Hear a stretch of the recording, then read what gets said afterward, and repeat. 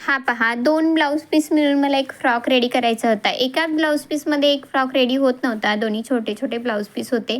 तर मी ठरवलं रेड कलरचा असा स्कर्ट टाइप ऑफ आपण घेर रेडी करू आणि हा असा अपर पार्टला येलो कलरचा लावू.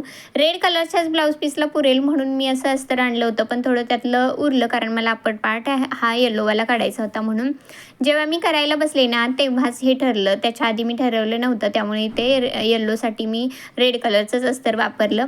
आणि रेड कलरच्या अशा नॉट रेडी करून घेतल्या ना, अशा प्रकारे हा कट वगैरे मारून हा पार्ट रेडी केला. स्वीट हार्टने केला होता बॅक लाईन, फ्रंटलाही. आणि अशा प्रकारे अंडरग्राऊंड नॉट लावून घेतल्या आणि फ्रंट आणि बॅक रेडी करायचा होता. तर हा येल्लोच कलरचा थोडासा हा पार्ट घेतला मी स्टिच करून आणि तो 3 इंचाचा पार्ट होता. स्टिच करून टर्न करून घेतल्यानंतर नॉट टाईप ऑफ तो 1.5 इंचाचा झाला आणि ही अशी काहीशी फ्रिल त्याला रेडी केली. फ्रिल लावून खूप सुंदर झाला आणि थोडा येल्लोतला कपडा उरला होता, तर विचार केला त्याचा फ्रॉकला एक फ्लावर लावू आणि घेर पण बघा किती सुंदर झाला आहे. पूर्ण रेड कलरचा घेरच रेडी केला.